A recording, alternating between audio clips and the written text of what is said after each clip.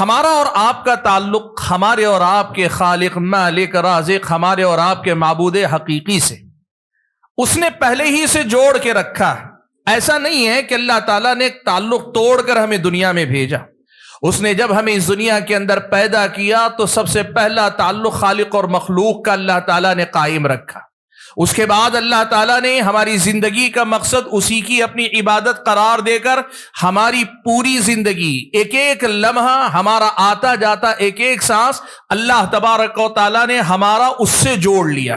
اور اس کے ساتھ ساتھ اللہ تبارک و تعالیٰ نے ہر انسان کو اللہ تعالیٰ کی فطری اور بنیادی معرفت پر پیدا ہوا۔ پیارے نبی صلی اللہ علیہ وسلم نے یہ جو بات کہی، کل مولود یولد علی الفطرہ، اس فطرت پر پیدا کیے جانے کا سب سے اہم باب یہ ہے کہ ہر بچہ جو اس دنیا میں پیدا ہوتا ہے رب العالمین کی بنیادی پہچان بنیادی معرفت اپنی فطرت کے اندر لے کر پیدا ہوتا ہے۔ آپ اگر الفاظ بدل کر کہنا چاہیں، ہر بچہ جب اس دنیا میں پیدا ہوتا ہے تو اس کا تعلق اللہ تبارک و تعالیٰ سے جڑا ہوا ہوتا ہے۔ یہ تعلق جوڑنے کا مسئلہ نہیں، سب سے پہلا مسئلہ سمجھیں، اللہ تبارک و تعالیٰ سے ہمارا تعلق جڑا ہوا ہے جب ہم اس دنیا میں آئے۔ سبحان اللہ۔ پیارے نبی صلی اللہ علیہ وسلم نے اسی مسئلے کو دوسری حدیث میں کن الفاظ میں بیان کیا، آپ دیکھیں۔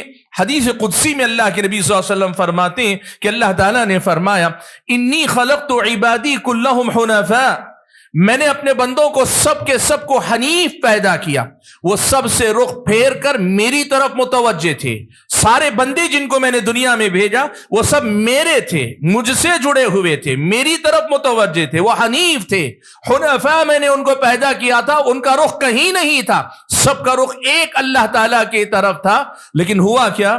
فَجْتَالَتْهُمُ الشَّيَاطِينُ، پھر اس دنیا میں آنے کے بعد شیطانوں نے ان کو اچک لیا۔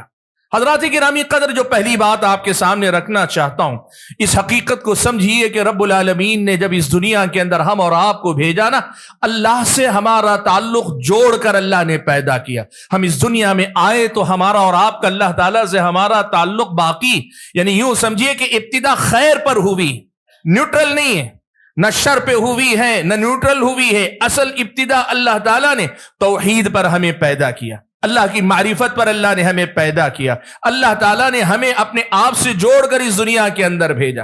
اب ہمیں کرنا کیا چاہیے؟ اس بچپن میں بچے کے بچپن کی حفاظت کی جائے، اس کے لڑکپن میں اس فطری تعلق کو جو اللہ سے جڑا ہے اس کی حفاظت کی جائے، اور جب جوانی کی دہلیز پہ قدم رکھیں تو ہم اپنے معاملات کے خود ذمہ دار ہونے لگتے ہیں۔